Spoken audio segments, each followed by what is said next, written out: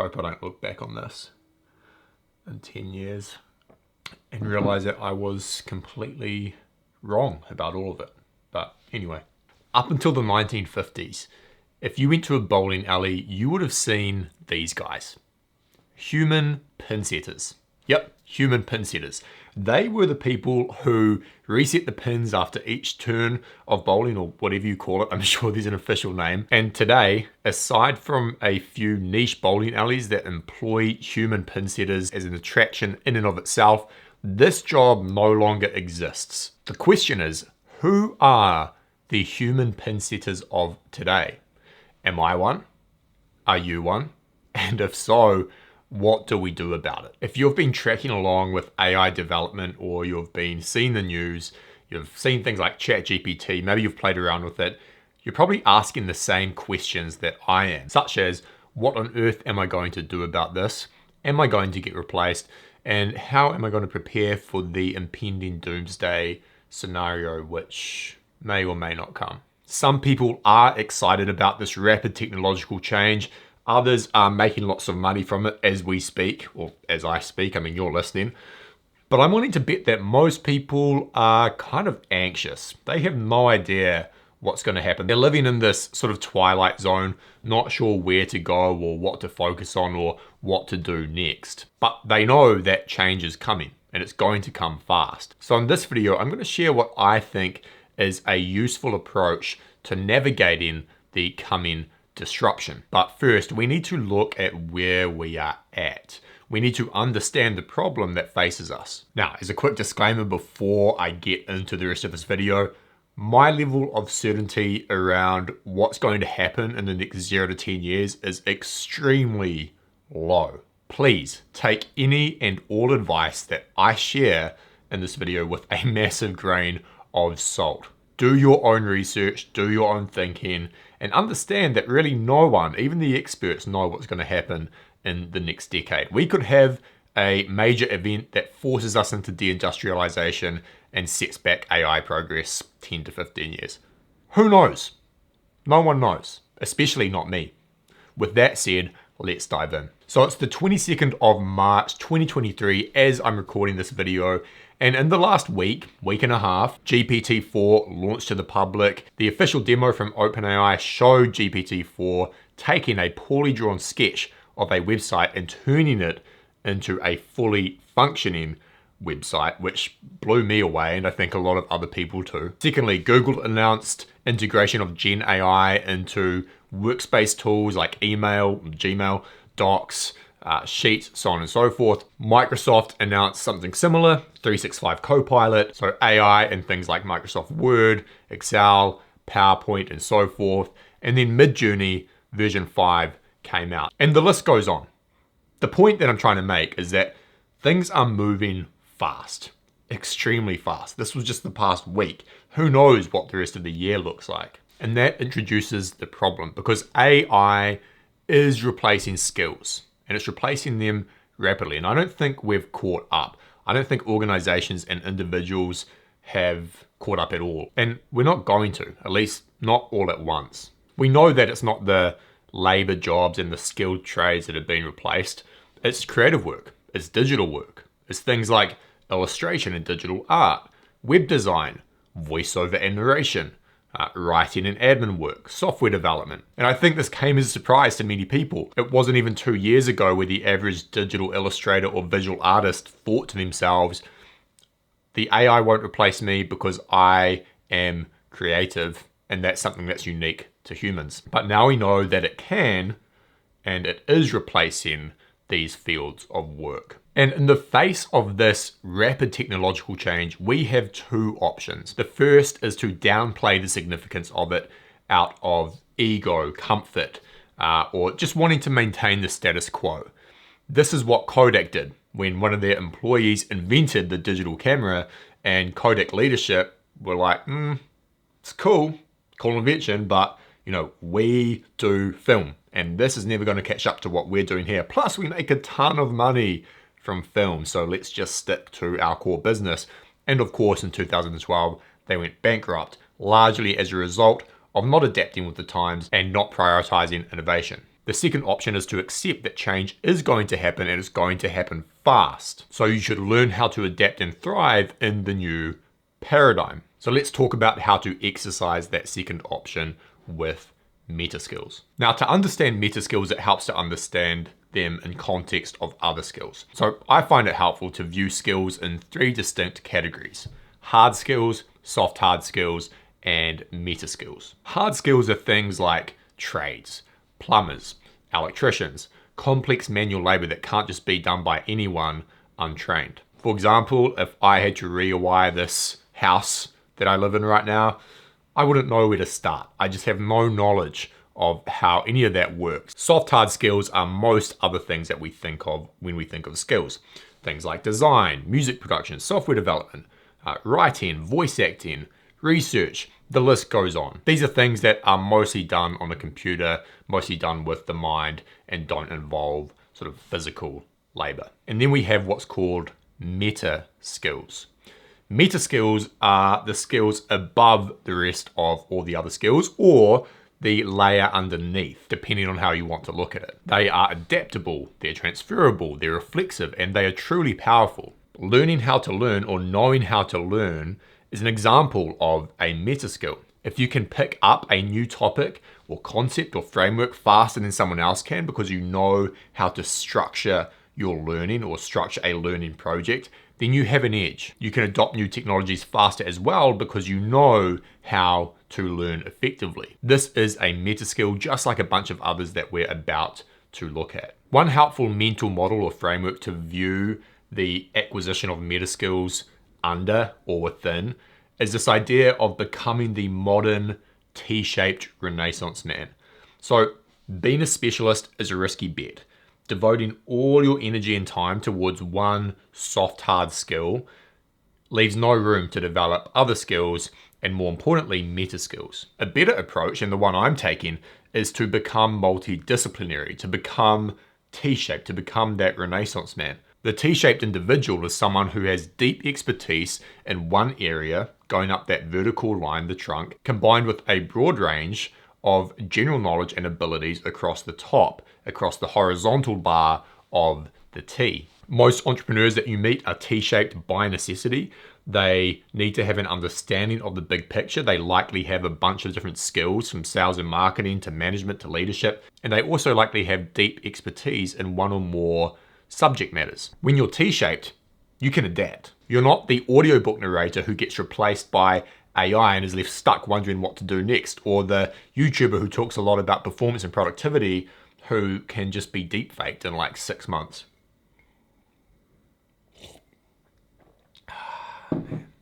Even if your deep expertise is replaced by AI, you've got a range of interconnected skills at the top of that T that you can leverage and lean on. Now, it's worth spending time thinking about how you can become more T-shaped if you're like I-shaped at the moment, or even if you're just like horizontally shaped and you don't have any deep expertise. It's worth thinking about, because while going out and learning a bunch of random skills is better than doing nothing, I think there is a lot of value in being strategic about this. So let's say you're a graphic designer and you're a specialist, right? You can see the AI come in for your job, come in for your skill. To become more anti-fragile and T-shaped, you could take on projects that force you to develop meta skills, that force you to lean into design thinking capabilities that can be transferred across a range and variety of different situations, to build up project management skills, to learn how to use AI to augment your work, which is a skill in and of itself, to consult with other design-driven companies on how to implement AI into their workflow, forces you to build sales skills, manage client relationships, and be on the cutting edge of design-related AI tools. This is just one example, but I encourage you to think outside of the box if you're a specialist as to how you can build the top of that T and become a little bit more anti-fragile. Now, I must mention that I do believe the best way to become T-shaped is to start a business or even just a side hustle. It forces you to learn a range of skills rapidly. And so that's what I encourage you to do. I can't make this video without saying that. Even if the actual business or side hustle is not a success, you'll pick up skills that can be transferred and leveraged across whatever project you do next. Anyway, let's get into the core topic of this video, which is Metaskills. And Metaskills are your unique edge over the AI. Now, it is worth mentioning that the 10 Metaskills I'm about to share with you can and should be augmented by the AI. It's a mistake to ignore such a powerful tool, but it's also a mistake to rely on it completely and not take any measures to improve your own base of Metaskills and capabilities. So let's dive into the 10 Metaskills. The first one is learning how to learn. And I mentioned this at the start of the video, but the speed and efficiency with which you can acquire new skills, whether hard skills, soft hard skills, or even meta skills, gives you a massive edge. If you can learn how to prompt or how to train an AI faster than the next person, then you have an edge. If you can learn a skill like project management faster than the next person, then you have an edge. The way to get faster and more efficient at learning things is to learn how to learn, which sounds so meta, and the fact that we're talking about meta skills is just meta all the way down, but it is important to be able to do this. When you know how to do things like 80-20 effort and minimum viable learning, focusing on the most important aspects of a skill that provide the most leverage and benefit, and not paying attention to the other 80% that only produces incremental gains. This is one kind of sub-skill in learning how to learn. An example of this would be learning a language simply for the utility purpose of it. So you'd 80-20 it and you'd learn like the key most used words or phrases while ignoring the more complex parts that only someone who has the goal of becoming fluent would worry about. Because you're developing the horizontal bar of the T-shape, you don't really need to master a lot of these skills. You want to become proficient at them, and you can become proficient by 80-20ing it. 80-20ing it. Got to be a better way to say that. Anyway, another tactic in learning how to learn is deliberate practice. This is an idea popularized by Anders Ericsson. Deliberate practice is the fastest way to gain mastery in a skill. And I'd recommend reading the book. I think it's called Peak, The New Science of Expertise. But the basics are that you should have specific goals, break down complex skills into specific components that can be practiced. Frequent feedback, so you should have a coach or mentor that can kind of like look at what you're doing and guide you, or you're developing a skill that provides you with feedback anyway. Full focus and concentration, think deep work, and then repetition again and again and again. Mentorship and coaching can help you learn how to learn much faster. The coach that you work with hopefully has a wealth of insights and experience and can kind of guide you on the right path, just like I said with deliberate practice. Also, working with the coach sort of creates this inherent accountability which forces you to get the work done and stick with it. And also personal knowledge management. Having a good system for storing and accessing information can help you learn how to learn and learn much faster and more effectively. However, like I said in my semi-viral video, you don't want to fall into the trap of switching tools all the time and optimizing your PKM system with 21 different Obsidian plugins. Like, just don't do that. Don't. Always be action oriented and use your personal knowledge management system as a means to an end or a means to a goal. There are many other strategies and tactics for learning how to learn, but I don't want this video to just be about learning how to learn because it's just one of the 10 meta skills that I want to talk about. So let's dive into the next one, which is synthesis. Synthesis or synthesizing is the meta skill of combining information, ideas, and perspectives from various sources to create new insights. The ultimate synthesizers to me are authors. An author might read 50 books, interview a dozen people, and then bring it all together, pull it all together into a single piece of consumable content. YouTubers and content creators are also synthesizers. For example, with this video, I did a bunch of research. I read a few books, a couple of articles, and kind of pulled it together into one hopefully cohesive piece of content. And you might be wondering, why would I learn the meta skill of synthesis when the AI can probably do it better than me? Well, I actually think you've got an edge over the AI, which is you have contextual understanding, so you can make connections and gain insights based on a deep understanding of nuance and culture and emotions and empathy, where I think the AI struggles a bit with this, but I know there'll be some pushback on that. Creativity, unique experience and previous insights from things that have happened in your life and decisions that you've made. And like I'd mentioned, emotional intelligence and understanding. To kind of explain what I mean by this, one of my great moments of synthesis, as cheesy as that sounds, was when I wrote my first book. This was a book on workflow and creativity for music producers. So basically how to be more productive as an artist or as a producer. In the process of writing that book, I read a ton of other books. I watched interviews, I read articles. This is something that AI can do, right? It can consume a bunch of data and information and understand it.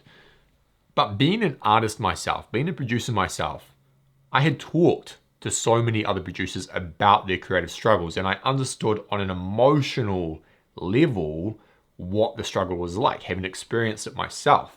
So I could structure and I could write that book according to that experience. That's what I mean by the emotional intelligence part and where the human element comes into synthesis, which I still think the AI struggles to replicate. But give it a few weeks and I'll probably be wrong on this.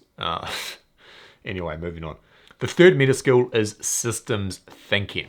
This is the ability to understand and analyze complex systems and see the interconnectedness of the elements and how they influence one another. It's an incredibly useful meta skill that will serve you in a variety of contexts and situations because you learn to look at problems as a part of a whole instead of isolated and disconnected things. Let's say, for example, you're trying to build a business, but your costs keep rising. Instead of concluding that it's some sort of macroeconomic event, instead of concluding that it's macroeconomic conditions causing it, you could apply systems thinking to the problem and look at the structure as a whole, the system as a whole, and see where cost savings could be made. If you're trying to build your personal brand on YouTube, but you're struggling to grow, and you kind of conclude that maybe it's because people don't like my content, you could look at the system as a whole. Is the like to view ratio good? Is the click-through rate good? Maybe the issue isn't that your content sucks, it's just you're at the start of the curve and you need to stick with it to get those compounding effects that usually come down the line. I need to do it this way because, this way. The fourth meta skill is creativity. This one is difficult to define, but creativity is a foundational meta skill that underpins many others. It's the ability to generate original ideas, solutions, and concepts, and it's very closely related to synthesis. I almost thought about making them the same meta skill, but I think there's something unique to creativity which doesn't necessarily require synthesis all the time. The fifth meta skill is communication and relationships, or emotional intelligence. At the end of the day, people will still interact with people regardless of how good the AI gets. Whether it's knowing how to lead a team, communicate with a potential business partner, work through a long sales cycle for a high ticket item, knowing how to communicate, be empathetic, read people, manage conflict and navigate disputes, make people feel important. These are all skills, meta skills that come under this umbrella of emotional intelligence, communication, and managing relationships. Then we have collaboration, which sounds a little bit weird to call it a skill, but I think it is. Most of the meta skills I've talked about can be applied in the context of collaboration, where two or more people put their minds together and do some sort of creative synthesis of existing information, which can produce some amazing results that wouldn't otherwise be achieved isolated as individuals. But collaborating with others is a skill. Some people can't do it. They've never developed that skill. And despite their intelligence or expertise, they are near impossible to work with. So if you can develop the skill, it opens up a bunch of opportunities that wouldn't be available to you otherwise. The seventh meta skill is problem solving and critical thinking. Closely linked to systems thinking, problem solving and critical thinking is something that is quickly being replaced by the AI, but only in certain contexts and domains. For example, anything with large amounts of data and analysis is better solved by a super powerful computer. We know this. It's a massive simplification, but you get what I mean. But when humans and other unpredictable forces are involved, it helps to have some problem-solving capabilities. Let's say you're running a manufacturing business and a competitor pops up in the same town or city as you, and they're quickly gaining market share and traction. Well, that's a problem that needs to be solved, and it's unlikely that you can just rely completely on the AI to solve it. You will likely need to draw on a bunch of other meta skills and soft hard skills, and it is up to you to figure out how. Meta skill number 8 is adaptability and speed of implementation. This is a meta skill that not many people talk about, but it is powerful. People don't view it as a skill, but I really think it is. The faster you can go from idea to execution, the faster you get results. And you can develop this meta skill by simply putting in the reps every time you have an insight or idea. I've talked about this before in another video called How to Get Unstuck.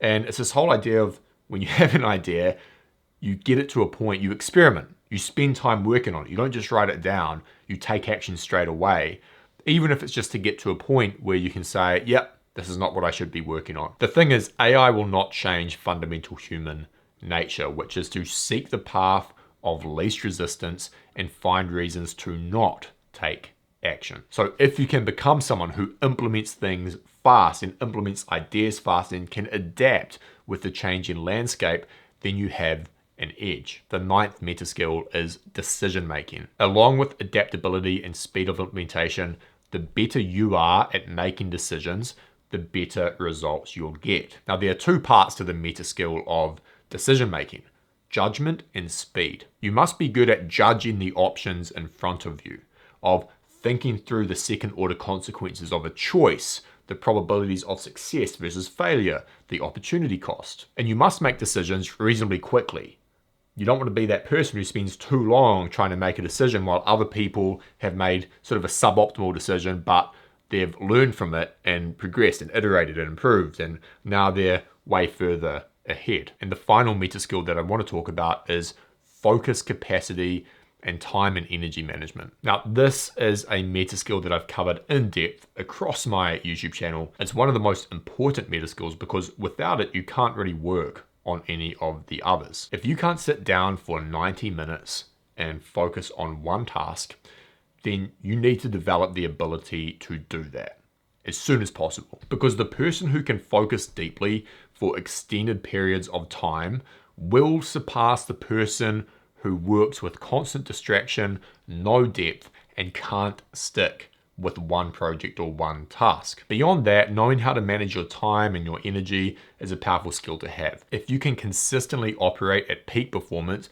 without overdoing it or burning out, then it's incredible what you can get done. But unfortunately, most people either push too hard or they don't push hard enough. So knowing how to stay in that zone where you're consistently operating at peak performance is a game-changing meta skill. So now that we've covered those 10 meta skills, let me share with you some tactics to develop them. Now, many of these meta skills are naturally developed while you are trying to do your main thing, whether it's build a business, work your job, start a side hustle, but it can be useful to intentionally develop them as well. And here's a few ways to do just that. The first is to simply learn more about them, which sounds a bit stupid, but it'll make sense. Simply learning more about meta skills that you want to develop will force you to think about them more frequently, and you'll start practicing them in situations where they need to be practiced. So read about the meta skills that you want to develop. Read widely, read deeply, focus your consumption around them. If you want to get better at systems thinking, then start by reading the best books on systems thinking so that you can create this sort of mental map of how it all works. Likewise, if you want to get better at complex decision making, then read the best books on the topic or watch YouTube lectures. Once you've got this mental map in place from consuming some of the theory, you'll naturally find yourself using this theory and putting it into practice in situations that you come across during your work and life. For example, let's say you have a business and you've launched a new product and the sales are worse than you expected. Previously, you might have made an assumption as to why the launch wasn't successful. You might think, it's just the market just doesn't want it. Or you might think, well, we're heading into a recession. That probably explains why there haven't been that many sales. But because you've been reading a lot about systems thinking, you recognize that your launch campaign and your product is part of a system with multiple inputs and mechanisms. So you analyze the entire system, looking at each point and potential bottleneck to get to the root cause of the issue. And maybe you find out that actually the market does want your product, but your messaging is not communicating what your product does, or it's just not connecting with your market. That is the bottleneck. The market doesn't know what they're buying. And so by going through this exercise, having already learned the theory, you've put in a rep and you've further improved the skill of systems thinking. Another powerful way to develop meta skills is to put yourself in situations where you're working with other people. Now, many of you watching this likely do this already as part of your business or career, but there are a lot of people who are solo freelancers or solopreneurs or content creators, and I encourage you, if you're in that position, to do more collaborative projects. Not only will you develop helpful meta skills, like working with others, managing relationships, managing expectations and conflicts, but you also get to experience something that the AI can never experience, which is the joy of working on a project with other people. The third tactic for learning meta skills is one that I've already mentioned, which is to start a business, even if it's just a side project. Business is the ultimate forcing function for developing meta skills. When you run a business or you focus on a side hustle, you are forced to develop a wide range of skills outside your core expertise. Even if you spend an hour per day working on your side hustle or building your business, it will help you develop these meta skills rapidly. If the project succeeds, like I said, that's a bonus. And if it fails, well, you'll still learn more than you would have otherwise from just sitting around and reading books. Another obvious one is to make decisions and choose projects that force you to develop meta skills. If you're already in business or you have a solid job, then it's a good idea to choose projects and goals and plans that force you to develop these meta skills. Usually, if you're trying to grow something, you'll be developing these meta skills anyway, so it's not an issue. But if you've become complacent with your business or your work, then it might be time to set some bigger goals that force you back into learning mode. The fifth tactic is to get coaching and get objective feedback. You can't always see your shortcomings. You can't always accurately judge your progress. Having a coach helps you see blind spots, it helps you follow a better path, and it helps you move much faster. As a performance coach, I help entrepreneurs and creators and solopreneurs develop the meta skill of focusability and energy management, something that anyone can develop by themselves. You don't need a coach to develop it, but many people greatly benefit from having the coaching and accountability and sort of that sparring partner. And the final tactic, which is my favorite, is to always be training. There are opportunities every day to practice these meta skills, to develop them. You don't want to see them only as work or business related skills, because they aren't. So this is part of what I call the always be training mindset. Let's say you're ordering a coffee, put a smile on your face, ask how the barista's day is going. Practice being empathetic and warm if you're not someone who's like that already, like me. Do this every day and you will develop it as a skill that kind of flows into other aspects of your life and work. Maybe you want to make an improvement on your house. Well, use systems thinking and problem solving to figure out the best approach. There are numerous opportunities to develop and build these meta skills in day-to-day life. Take advantage of them. So that is it for this video. We looked at the changing technological landscape. We looked at meta skills versus soft hard skills versus hard skills. We looked at why you should become T-shaped, 10 meta skills worth developing, and then 6 tactics to help you develop them. If you enjoyed this video, please hit like and leave a comment below with your thoughts, and I'll see you next time.